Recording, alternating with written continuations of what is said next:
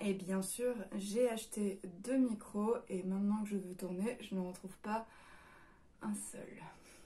J'adore ma vie. Putain, ça fait longtemps que j'ai pas fait des vidéos de la maison. Alors non, le titre n'est presque pas putaclic. C'est une des raisons pour lesquelles je n'étais pas là pendant ces dernières semaines. Et comme à chaque fois que je disparais pendant plusieurs semaines ou plusieurs mois, j'aime bien revenir et vous expliquer ce qui s'est passé. Donc c'est ce qu'on va faire aujourd'hui. On est parti pour du bon racontage de vie. Asseyez-vous et prenez le popcorn. À chaque fois que je quitte ma chaîne YouTube pour quelque temps, c'est souvent parce que il se passe des choses dans ma vie personnelle et que je suis en train de prendre ma vie et de l'emmener quelque part au niveau supérieur. Ou alors que quelque chose de grave est en train de se produire et que je suis plus occupée à essayer de gérer mes problèmes que d'avoir ma chaîne YouTube. Sans compter le fait que j'ai également mes élèves, les élèves dont je dois m'occuper et bien évidemment ils me prennent beaucoup plus de temps. Mais pas que, j'étais aussi énormément occupée à investir sur moi. Je m'explique. Je ne sais pas exactement à quelle date va sortir cette vidéo, mais dans 2-3 semaines, à l'heure où je tourne cette vidéo, je vais avoir 35 ans. Je sais. Et autant que je m'en souviens... il fait chaud ici, bordel. Et donc, je vais avoir 35 ans et ma vie, on peut dire qu'elle est relativement bien installée, ok? Ça va faire le 4e anniversaire que je fête avec le même ours mal léché irlandais qui est de l'autre côté de l'appartement comme d'habitude. On a créé notre petite vie, notre petit cocon, notre petite famille. On habite au même endroit, d'ailleurs on en a marre là, il serait vraiment peut-être temps qu'on déménage. On a stabilisé notre vie, nos finances, on a pris soin de nos proches malades et aujourd'hui ils vont plutôt bien. On a un cercle social, familial et amical assez solide. Et je vous avais dit que j'avais passé ces 2 dernières années en fait à essayer de faire en sorte que ce que j'avais construit ne se pète pas la gueule et vous imaginez bien que avec la pandémie qui est arrivée, le confinement qui a suivi et tous les autres problèmes personnels qu'on a pu traverser ces derniers temps, ça n'a pas été forcément évident. On a bien tenu les meubles, on a bien tenu les murs et on s'en est plutôt bien sorti. Je parle désormais plusieurs langues et attention, attention, à 35 ans bientôt, j'ai enfin appris à faire du vélo sans les petits trous. Et je suis tombée que 2 fois. Du coup, avec David, on s'était dit, hey, faisons passer notre vie à l'étape supérieure. Voilà, maintenant sur le plan professionnel, il est plus que stable. Moi, de mon côté, ma boîte, elle est installée. Attrapons notre vie et faisons-la passer au level du dessus, en fait. J'ai mis les bouchées doubles dans mon business. Lui, il a trouvé un boulot dans sa branche, mais infiniment plus intéressant et mieux payé. On va chercher un appartement plus grand. On va donner un petit frère à notre chien. Mais. Attention, attendez. Parce que s'il y a bien un truc que le développement personnel m'a appris, c'est que pour obtenir plus, il faut être plus et il faut faire plus. Et comme à chaque fois que j'ai envie d'évoluer dans ma propre vie et que j'ai envie donc de prendre ma vie et de la faire passer à l'étape supérieure, je me heurte à mes propres limites parce que, comme je le disais, si vous voulez obtenir plus, vous devez être plus. Sauf qu'avec ce que j'étais, je ne pouvais pas obtenir plus. Donc, il m'a fallu un temps nécessaire pour me préoccuper de ça. Et j'avais donc reçu dans ma vie le signal que là, les limites que j'avais, il allait falloir que je les dépasse. Pour résumer, on va dire que j'avançais dans ma vie avec 3 cailloux dans ma chaussure. C'est comme ça que j'appelle ça en général en coaching, j'appelle ça les cailloux dans la chaussure.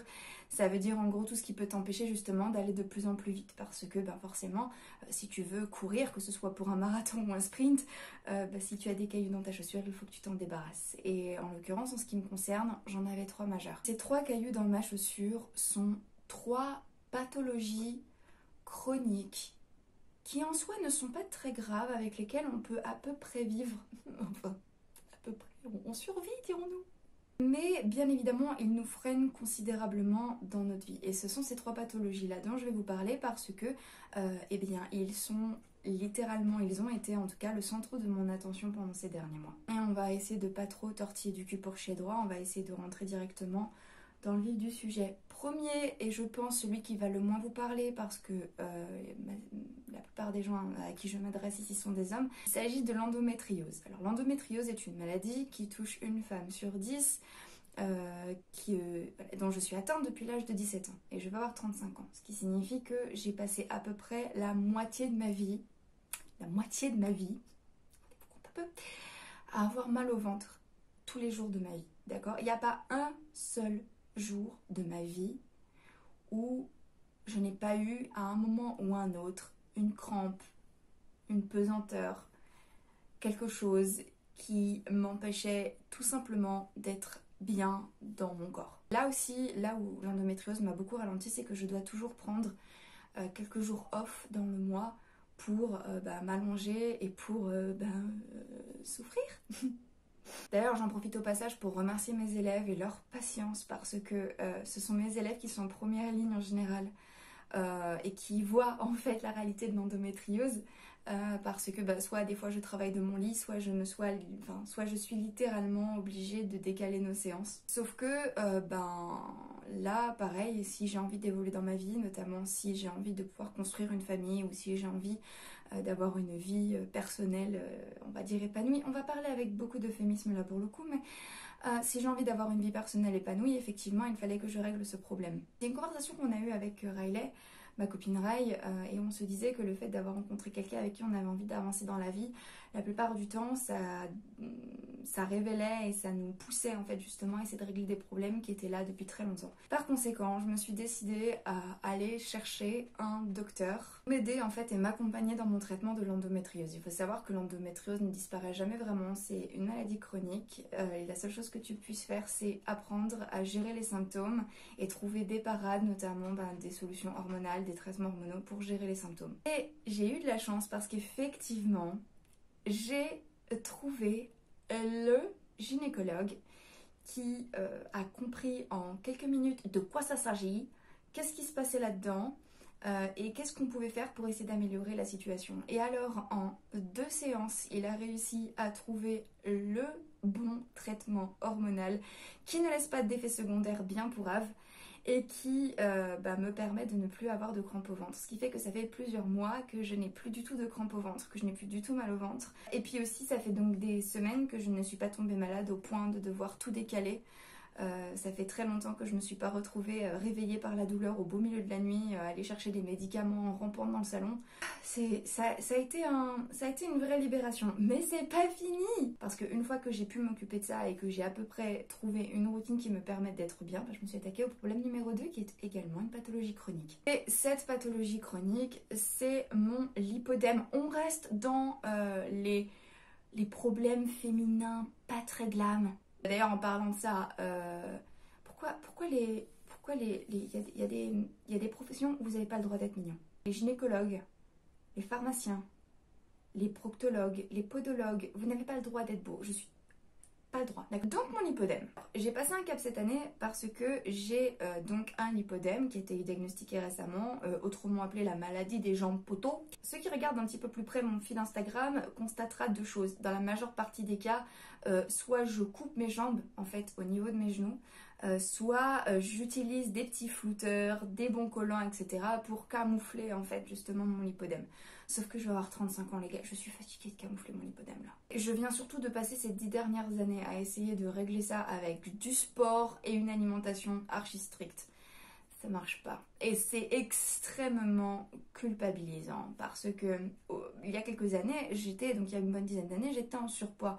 Par conséquent, il y avait une espèce de cohérence morphologique entre le haut de mon corps qui était, dirons-nous, chubby, et le bas de mon corps qui était tout aussi chubby. Donc je me suis mise au sport et puis j'ai changé d'alimentation et donc j'ai commencé à perdre du poids et donc je commençais effectivement à m'affiner, mes muscles commençaient à se dessiner. Mais il y avait une partie de mon corps qui voulait toujours pas dégonfler en fait. Et c'était déjà pour moi une grosse source de malaise, une grosse source de complexe d'avoir un lipodème, mais jusqu'ici j'essayais à peu près de vivre avec et puis je me posais pas trop de questions dans le sens où je me disais bon c'est pas grave, tu vas mettre des pantalons un peu larges ou alors tu vas mettre des talons pour essayer de galber un petit peu tes jambes pour qu'on ne voit pas trop justement que tu as un espèce de poteau télégraphique à la place de la guibole. Puis tu vas continuer le sport parce que peut-être qu'avec une meilleure circulation du sang, avec un peu plus de cardio, peut-être qu'avec un peu plus un petit peu plus d'exercice, et peut-être que c'est pas le bon exercice, peut-être que tu vas enfin réussir à te débarrasser de tes jambes en poteau. Puis je suis tombée sur une vidéo de la youtubeuse Amy où elle explique qu'elle-même elle a un lipodème. Et du coup j'ai commencé doucement à me faire à l'idée que c'était un problème que je n'allais pas pouvoir régler avec juste du sport et une bonne alimentation et beaucoup d'eau. Je me suis mise à faire des recherches et je me suis rendu compte que les gens qui sont atteints d'un lipodème ressemblent quand même vachement à ma morphologie. Vous allez me dire, non mais attends, c'est bon, la mort, c'est pas la mer à boire, t'es juste faite en poire, t'es juste taillée en poire, t'es pas la première ni la dernière femme comme ça. Oui mais non, parce qu'en fait, d'une part, le lipodème peut s'aggraver et prendre justement des formes vraiment, non seulement inesthétiques, mais aussi extrêmement douloureuses. Parce que les femmes, nous sommes soumises à beaucoup de changements hormonaux, qu'il s'agisse de ménopause, de grossesse, de prise ou de perte de poids, où il y a des situations dans ta vie où tu peux être amenée à arrêter le sport. C'est mon cas en ce moment à cause de justement mon lipodème, je vais vous expliquer. Et en plus de ça, ma propre maman a un lipodème. Et j'ai vu la manière dont son lipodème a évolué au fur et à mesure des années. Et il y a quelque chose que je trouve extrêmement dommage, c'est que ma mère est plutôt une belle femme. Et effectivement, son lipodème prédomine sa silhouette. D'ailleurs, je lui ai suggéré l'idée justement qu'elle s'en occupe elle-même. Et puis, même, chaque été, ça fait mal. Enfin, c'est douloureux, un lipodème, quand c'est maltraité. C'est douloureux, un lipodème, quand tu n'as pas les moyens d'aller faire 1 heure de natation tous les jours pour justement essayer de soulager tes jambes. Et mon corps n'avait pas l'air en bonne santé alors que j'ai une hygiène de vie qui est plutôt propre. J'ai toujours eu l'impression d'être une jolie jeune femme posée sur un tronc d'arbre. Et j'en avais quasiment fait en fait une anorexie. J'ai commencé à avoir des compulsions, enfin j'ai commencé à développer d'ailleurs des troubles alimentaires parce que je devenais obsédée par l'idée de perdre justement ce bas du corps qui voulait pas partir. Jusqu'à un moment où j'avais carrément arrêté d'essayer en fait, et du coup je m'étais remise même à prendre du poids parce que j'avais décidé d'abandonner l'idée en fait d'avoir un corps dans lequel je me sentais vraiment bien, un corps qui me plaisait, et donc j'avais complètement même lâché prise sur mon alimentation et je recommençais gentiment à prendre du poids. C'était pas cool.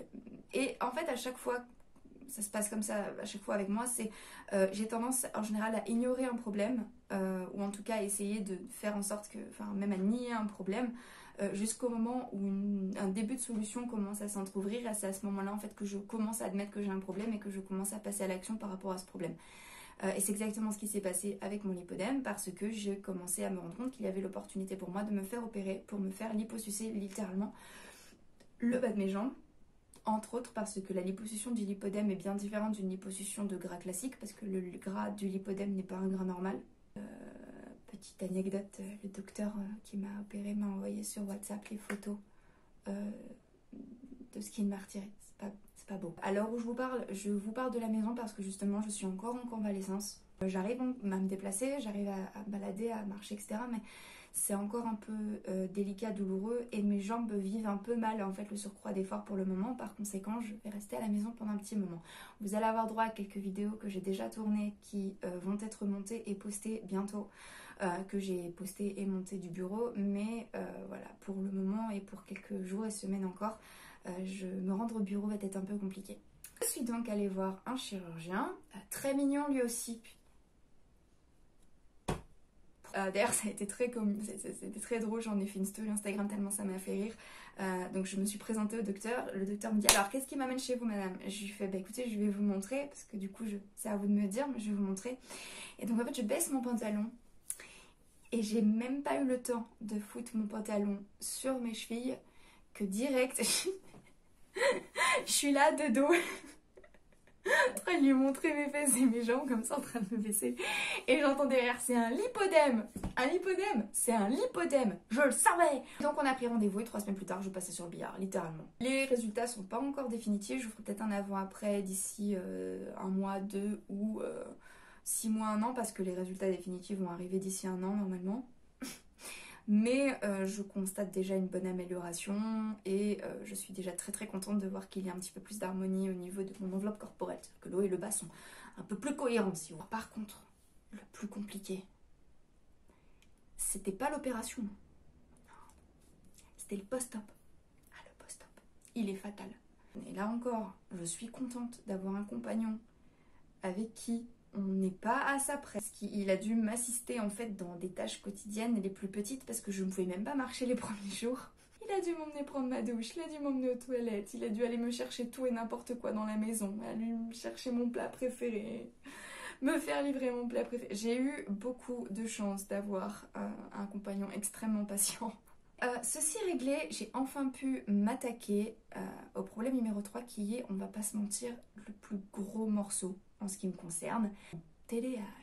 Est-ce que je vais l'utiliser justement de temps en temps pour faire mon intéressante? Ouais, je pense que ça peut être intéressant, ça peut être marrant. Pourquoi cracher dessus? C'est mon TDAH, j'en fais ce que je veux à peu près. On s'attaque au plus gros du dossier avec mon TDAH. Parce que, sans déconner, toutes mes recherches sur le TDAH sont vraies. Il est responsable d'approximativement 80 à 85% des problèmes de toute ma vie. Vous savez, il y a des diagnostics comme ça qui, une fois posés, vous changent la vie.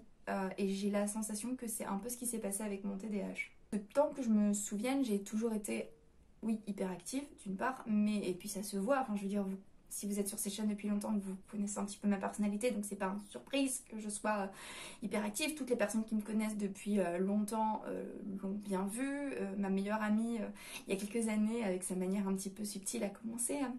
Tu sais, j'ai un livre pour toi, pour cadeau, c'est sur les adultes hyperactifs, tu sais. Il existe des solutions pour ça, puis il y a des stratégies à mettre en place, et puis sinon, peut-être qu'un diagnostic posé par un professionnel pourrait t'aider, tu sais. Parce que ma meilleure amie est la première témoin depuis 10 ans, parce que ça fait 10 ans maintenant, je pense que c'est ma meilleure amie. Elle est la première témoin en fait de tous les déboires que ça occasionne chez moi. Elle et mes parents, sauf que mes parents n'aiment pas l'idée que l'étourderie, la maladresse, la désorganisation, etc. de leur fille soit le fait d'une condition en fait. Et c'est même pire, j'avais entamé une thérapie il y a peut-être 1 an maintenant. Donc je parlais avec ma thérapeute, je compte d'ailleurs changer de thérapeute même si c'est une thérapeute super. Mais donc j'ai commencé à lui parler justement de l'idée d'un TDAH et sa première réaction ça a été « Ah non, le TDAH c'est un truc marketing pour vous vendre ensuite des médicaments. » Elle me dit « Je pense surtout que votre TDAH cache quelque chose de plus important et cache quelque chose de plus grand qui va nécessiter une introspection de fond. » D'un autre côté, il y a beaucoup de scientifiques qui considèrent le TDAH comme ce qu'on appelle une neuroatypie, voire même qu'il existe en fait une réalité physiologique derrière le TDAH. Je pense que la réalité se situe entre les deux et qu'il y a effectivement une part des deux et qu'une solution médicamenteuse n'est pas la seule solution et je pense que ce n'est pas tout et je pense qu'une bonne thérapie couplée avec justement un traitement adapté peut vraiment t'aider à changer ta vie. D'autant plus que toujours cette même meilleure amie, ma JM, ma chérie, toujours la même, avait justement, elle connaît beaucoup de gens qui sont HPI, mensans, et puis hyperactifs, dont certaines personnes dont justement la vie a changé à partir du moment où ils ont pu prendre justement en charge leurs conditions et leur état et puis le traiter de manière appropriée. Et puis donc là pareil, je commençais vraiment à fatiguer. Il y a eu un enchaînement d'événements, il y a eu un enchaînement de situations dans lesquelles je me suis foutue suite justement à une énième désorganisation, une énième étourderie, etc. Qui fait que je commençais sincèrement à en avoir marre de ma situation et de ma condition. Je parlais avec un ami justement avec qui je déjeunais et j'essayais de lui expliquer ma sensation, je lui essayais de lui expliquer ce que je ressentais et il m'a dit en fait ce que tu me décris là c'est comme si tu essayais de courir justement un marathon et tu peux courir vite, tu as les capacités de courir vite, je pense avoir la capacité d'aller vite dans ma vie parce que je pense pas être quelqu'un d'idiot, mais c'est comme si tu courais avec des trous dans tes poches et que par conséquent tu passais ta vie à faire tomber des trucs et que même si tu avais la capacité de courir très vite, tu es sans cesse obligé de t'arrêter et de faire demi-tour pour aller ramasser ce que tu es allé chercher. Et puis pareil, j'ai perpétuellement eu l'impression d'avoir mon cerveau avec un tapis de course en mode maximum. Et puis sans compter le fait que si je veux faire passer mon entreprise à l'étape supérieure et donc prendre plus de responsabilités, si je veux par exemple fonder un foyer avec mon compagnon, cela va encore dire plus de responsabilités et je ne peux pas me permettre en fait d'avancer dans ma vie et d'acquérir plus de responsabilités si je n'ai pas techniquement les facultés mentales de gérer ces trucs-là. C'est pas possible, tu ne peux pas. Pourquoi? Parce que quand j'ai essayé, Qu'est-ce qui s'est produit? Eh bien, c'est mon entourage qui était obligé en fait de gérer à ma place. Et malheureusement, si je monte une boîte, c'est pas aux autres de la gérer à ma place. De déléguer des choses, mais la gestion, c'est mon fait. Pareil pour les responsabilités inhérentes à ma condition de mère de mon chien, de mère de potentiels futurs enfants, d'adultes d'un foyer en fait. Et je commençais à me sentir extrêmement coupable de me dire que je voulais justement construire une vie un petit peu plus grande, mais qu'à chaque fois il incombait en fait à mes proches de gérer ça à ma place ou de rattraper mes dégâts. Et j'ai de la chance parce que j'ai un support système en béton armé avec des gens qui m'aiment tellement fort et tellement patients, parce que sinon j'aurais fini sous un pont. Je vous le cache pas, hein, voilà, on va être honnête. Mais c'est pas juste pour eux. Et en plus de ça, c'est... Non. Il y a un moment où il faut que ça s'arrête. Il y a eu plein d'événements comme ça où je me suis retrouvée à devoir demander à David en urgence de me balancer mon passeport par FedEx parce que j'ai trouvé le moyen, de Barcelone à Paris, parce que j'ai trouvé le moyen de perdre ma carte d'identité dans l'avion entre Barcelone et Paris. La fois d'après où j'ai dû me rendre en France, j'ai demandé à un de mes élèves de faire 1 heure de route pour aller chercher dans un restaurant un ordinateur que j'avais laissé traîner dans le restaurant, et ensuite il a dû à nouveau me le faire envoyer à Barcelone par FedEx et ça m'a coûté encore de l'argent. Une autre fois, j'ai pris le mauvais train, la fois d'avant d'ailleurs, juste la fois d'avant, j'ai pris le mauvais train de Lyon à Barcelone et je me suis retrouvée à Avignon. J'ai dû passer une nuit à l'hôtel à Avignon. En plus, on était en plein couvre-feu à 18h en France, je vous raconte pas la merde. Le temps pour moi d'aller me chercher en vitesse le temps pour moi d'aller en vitesse me chercher un truc à manger, de rentrer dans l'hôtel, de m'enfermer dans la chambre et de réfléchir à ma vie. Non, faut faire quelque chose. J'en ai marre. Et là encore, j'ai tout essayé, d'accord, les to-do list, la méditation, le sport intensif, avoir un système d'organisation ad hoc, toutes ces choses-là aide, mais un vrai traitement de mon TDAH, un diagnostic posé et un vrai travail de fond avec une introspection, une thérapie et un traitement médicamenteux, c'est ce dont j'ai besoin. Faire des to-do list et méditer une fois le matin, ce n'est pas suffisant dans mon cas. Sinon, ce serait l'histoire ancienne et j'en parlerai plus depuis longtemps. Et je me suis donc décidée à prendre rendez-vous avec un psychiatre. Bon, celui-là, il n'était pas mignon. Et en plus, je ne pense pas que ça va être le psychiatre qui va me suivre sur le long terme. Pourquoi? Parce que lorsque je lui ai expliqué ma condition et qu'effectivement, il a diagnostiqué le TDAH, il m'a proposé en solution, certes, un traitement médicamenteux, mais également un internement de plusieurs heures par jour pendant un temps indéterminé, censé être compatible avec ma vie actuelle et avec ma vie normale, ma vie d'adulte. Sauf que c'est un TDAH. Des millions de gens vivent avec un TDAH dans la vie et ça, je ne représente pas un danger ni pour moi-même ni pour les autres. Et je pense sincèrement que j'ai surtout besoin d'un accompagnement sur le très long terme à petite dose. Malgré tout, je suis sortie en fait de son cabinet avec une prescription et j'ai commencé en fait mon traitement justement pour le TDAH. La seule chose que je vois, c'est que j'arrive à être un petit peu plus concentrée, que justement mon tapis roulant interne est passé du mode course au mode marche, ce qui signifie que j'ai l'impression d'avoir un rythme certes un peu plus lent mais qui me permet justement de rien oublier. J'oublie encore 2-3 trucs de temps en temps, mais j'arrive justement à être un peu moins en poids pour les autres surtout. Notamment, justement, mon côté bordélique vient entre autres de mon TDAH. Mon hyperactivité, mon surcroît d'énergie qui fait que parfois je peux être un peu compliquée à gérer par les gens autour de moi parce que justement j'ai trop d'énergie et donc je peux être fatigante pour les autres. Ça aussi c'est quelque chose qui se calme un peu. J'espère ne pas perdre mon énergie malgré tout et j'espère ne pas perdre ce qui fait ma personnalité malgré tout. Je pense que le dosage que j'ai actuellement m'aide un petit peu. Mais donc voilà où est-ce que je me situe aujourd'hui et je pense que c'est une des raisons pour lesquelles je vais pouvoir être à nouveau un peu plus consistante sur cette chaîne. Parce qu'une des particularités du TDAH, c'est aussi une grande difficulté à terminer ce qu'on commence et à être constant en fait dans son travail. Et à avoir une concentration qui est possible. J'ai une faculté de concentration très très limitée. Attention, gros disclaimer. J'ai refusé d'admettre que j'avais un TDAH et j'ai refusé de dire que j'avais un TDAH jusqu'au moment où j'ai rencontré un psychiatre qui m'a posé un diagnostic. Si vous avez un soupçon de TDAH, vous pouvez mettre en place quelques mesures qui sont ici, que j'ai d'ailleurs répertoriées. Mais en gros, qui sont effectivement la méditation, assainir son environnement, très très important, avoir l'environnement le plus minimal, le plus facile à vivre possible. On ne peut pas se permettre de s'encombrer de choses inutiles quand on a un TDAH. Désolée. Créer une routine. La routine est le meilleur ami de l'individu TDAH, sachez-le.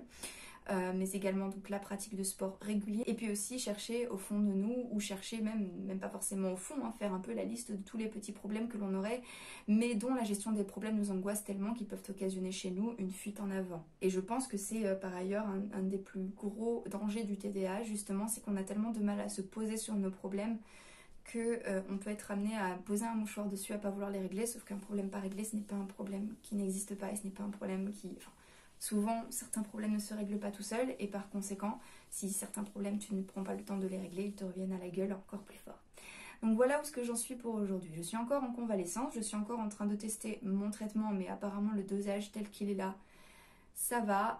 Les premiers jours où j'ai pris mes comprimés, j'avais des effets secondaires de fils de flûte. C'était hardcore patator, mais pour le coup, ça a l'air d'aller. On est le mercredi 4 août, je crois. Et je pense que la date à laquelle la vidéo va sortir sera un révélateur de l'efficacité de mon traitement et de ma capacité à m'installer plusieurs heures devant une vidéo pour faire du montage. Voilà où est-ce que j'en suis aujourd'hui. Mais je reviens là cette semaine et semaine prochaine avec des lives, avec à nouveau des vidéos plus régulières. Je pense poster des vidéos peut-être 3 ou 4 fois par semaine, parce qu'une vidéo par jour, je me rends compte que c'est pas le plus intéressant pour tout le monde. Surtout que je me répète énormément. Bon, est-ce que c'est le plus intéressant? Je ne sais pas. Je pense également, sentez-vous libre de vous abonner, parce que je pense poster énormément de choses dans l'onglet communauté et énormément notamment de textes. Pourquoi? Parce que même si je suis à l'aise devant une caméra, un peu plus calme du coup justement avec mon Concerta, l'écriture reste quand même mon manière d'expression préférée, et j'ai quand même envie de continuer à communiquer avec vous quotidiennement. Mais les vidéos, j'aime bien, mais j'ai pas envie de vous parler tous les jours par vidéo. Ou alors si c'est ça, allez sur mon Instagram, Maxime Lula Morales, et si vous voulez vraiment avoir de mes nouvelles tous les jours et savoir à peu près où avance ma vie tous les jours, c'est sur Instagram que ça se passe. Sinon je vais revenir donc normalement cette semaine ou la semaine prochaine avec à nouveau des vidéos sur la séduction. Voilà, il me semble que j'ai tout dit pour aujourd'hui.